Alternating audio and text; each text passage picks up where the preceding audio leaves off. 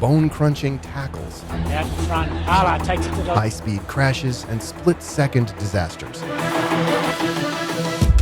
Sports are as thrilling as they are unforgiving. For some athletes, a single moment of impact is all it takes to end a career forever. This is the true tragedy of professional athletes ending their careers with the worst injuries in sports. Bryce Flory.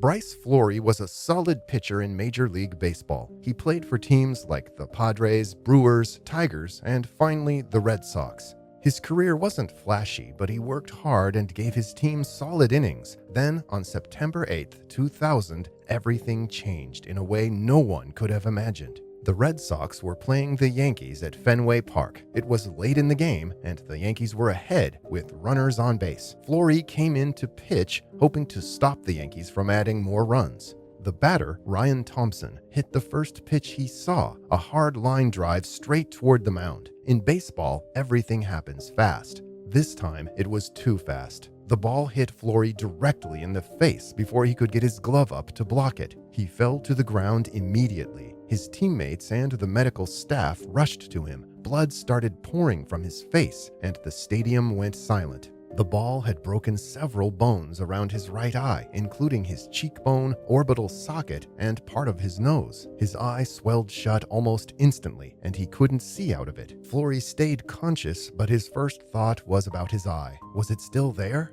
The trainers couldn't even answer. They couldn't see it through the swelling. As medics helped him onto a cart, he could feel how scared everyone was just by the way they looked at him. Doctors worked quickly at the hospital to release the pressure around his eye. The swelling and bleeding were so bad that he couldn't see anything but light. Over the next few weeks, Flory had surgeries to fix the broken bones, including having a metal plate put in his face. The doctors told him it was unclear if his vision would ever fully return. The damage to his eye was severe, and even if he could see again, it might not be enough to pitch at the highest level. Flory tried to make a comeback. He pitched a few games in 2001, but he wasn't the same. His vision and depth perception never fully recovered. After the Red Sox released him, he bounced around in the minors and independent leagues before leaving the game. His career ended, not because of his ability, but because of one split second on the mound. It's a reminder that sports can turn dangerous in an instant, no matter how routine the play seems.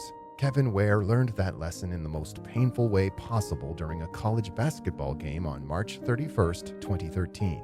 Kevin Ware. Ware was playing for Louisville in the NCAA tournament's Elite Eight against Duke.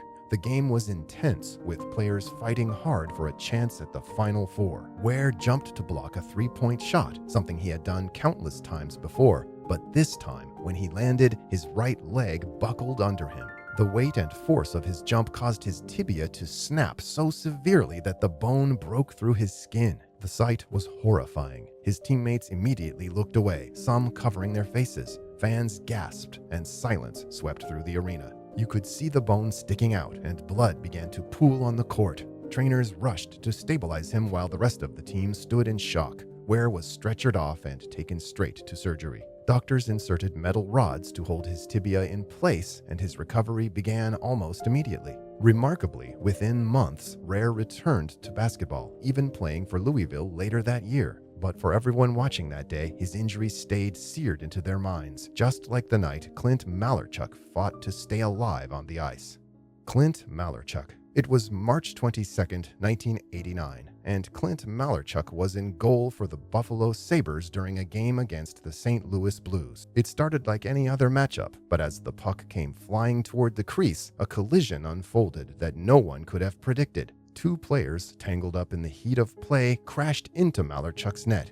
In the chaos, a skate blade slashed across his neck. The blade severed Malarchuk's carotid artery and partially sliced his jugular vein. Blood poured onto the ice in an instant. It was so much and so fast that fans fainted in the stands. Some had heart attacks, and players turned away in horror. The scene froze everyone. Malarchuk, however, stayed shockingly focused. As blood gushed from his neck, he thought only of his mom watching on TV back in Canada. He didn't want her to see him die on the ice. With help from the team's trainer, a Vietnam combat medic named Jim Pizzatelli, Malarchuk's life was saved. Pizzatelli pinched off the blood vessels in his neck, holding them shut until doctors could take over. Malarchuk, losing nearly half the blood in his body, somehow walked off the ice, even asking paramedics if he'd be back for the third period. At the hospital, doctors worked frantically, stitching a 6-inch gash with 300 stitches. Amazingly, just 10 days later, Malarchuk was back on the ice. Fans cheered his courage, but inside he carried scars far deeper than the ones on his neck. The trauma haunted him for years, leading to battles with PTSD and addiction.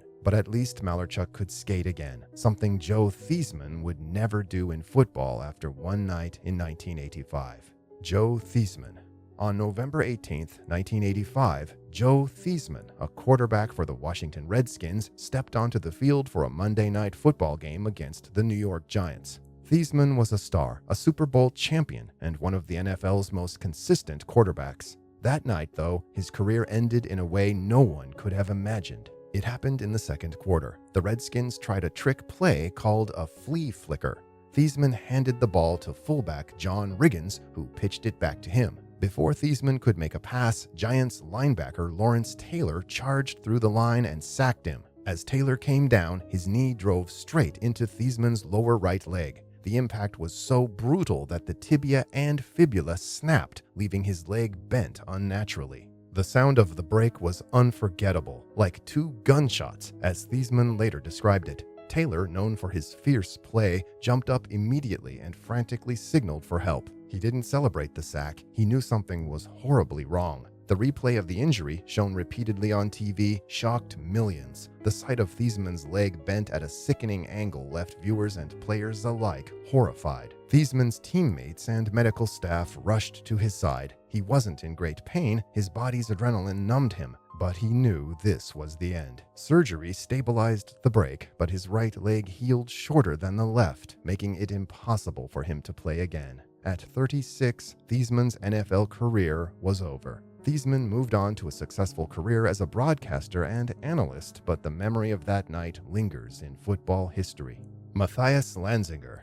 For Austrian skier Matthias Lanzinger, one fateful moment on the snow not only ended his career, but changed his life forever. It was March 2nd, 2008, during a World Cup Super G race in Kvitsfjell, Norway. Lanzinger, a skilled skier with a promising future, had only one World Cup podium to his name, but was pushing hard for another. If you don't know, the Super G is one of the most dangerous events in skiing, combining high speeds with sharp turns and technical precision. On this day, the risk turned real. Lanzinger lost his balance after hitting a gate at high speed. His body slammed into the icy slope, and his left leg took the brunt of the fall. The binding on his ski failed to release as it should have, twisting his leg violently. By the time he stopped tumbling, his left foot had been twisted completely around. He suffered a severe open fracture, and his leg was critically damaged. Rescue teams rushed to get him off the mountain. A sled transported him to a waiting helicopter, which flew him to Lillehammer Hospital. Surgeons worked for hours trying to repair the shattered bones and restore blood flow to his foot.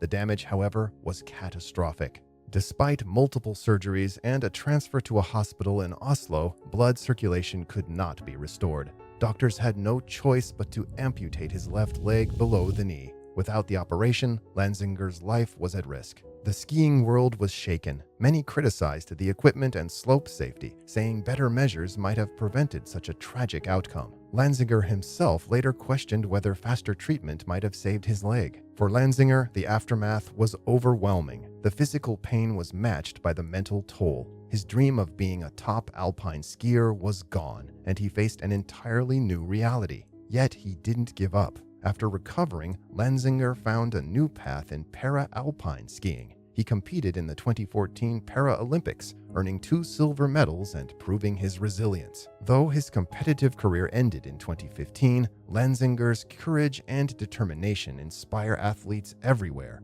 His story is a stark reminder of the unforgiving risks of high-speed sports, but also of the strength it takes to rebuild when life takes an unexpected turn.